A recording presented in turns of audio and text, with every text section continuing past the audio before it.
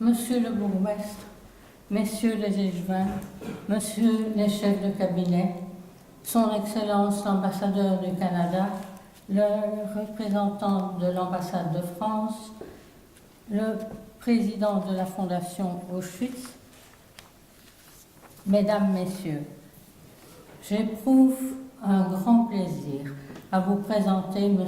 Antoine Burghardt, lauréat du prix Fondation Auschwitz Jacques Rosenberg, tant son parcours est éloquent.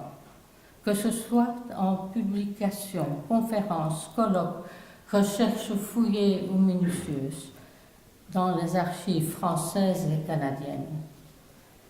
Le 16 novembre 2017, Antoine Burghardt soutenait une thèse de doctorat en histoire à l'Université de Lumière de Lyon 2 en co-tutelle avec l'Université du Québec à Montréal. Le sujet, je le rappelle, une nouvelle vie dans un nouveau pays, trajectoire d'orphelins de la Shoah vers le Canada de 1947 à 1952. Le jury, composé de professeurs français, canadiens et américains, lui décerne la mention Excellence. Qui est Antoine Burghardt? Il fit ses études primaires et secondaires à Valence, sa ville natale. En 2007, il commence son cursus universitaire à Lyon, où il eut la chance, dit-il, de pouvoir faire un stage au Centre d'histoire de la résistance et de la déportation. En 2010, il termine une double licence en histoire et sciences politiques. En 2011, première année d'échange avec l'Université du Québec et obtention d'un master en histoire moderne et contemporaine. En 2012, il présente cette fois à Lyon un second master qui s'intitule Une histoire comparée de projets d'accueil d'orphelins de la Shoah. En 2013, il vit à Bruxelles. Il sera archiviste bénévole au Centre d'études et documentation Guerres et sociétés contemporaines. La Fondation Auschwitz lui octroie une bourse de recherche. De retour au Canada, il prépare activement à Montréal et Toronto la rédaction de la thèse de doctorat qu'il présentera à Lyon. Il s'agit de la description en 4 parties d'un programme d'immigration mis en œuvre dans le cadre du War Orphans Project par la principale organisation juive canadienne, le Canadian Jewish Congress. Antoine Burghardt explique le cheminement, étape par étape, et la prise en charge d'enfants perdus, abandonnés, traumatisés, à l'identité souvent confuse ou incertaine.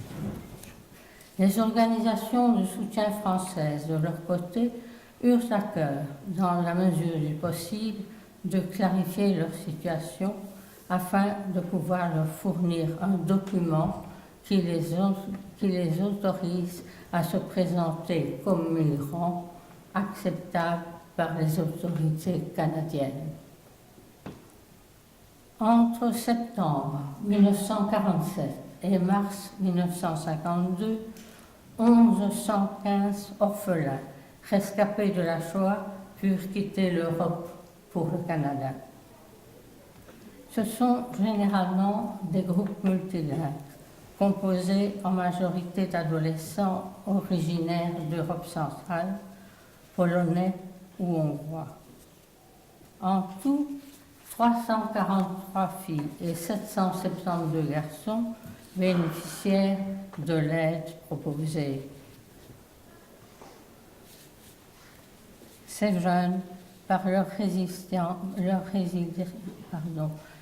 résilience et l'espoir de vivre un jour en paix, sont parvenus à survivre aux atrocités dont ils furent victimes.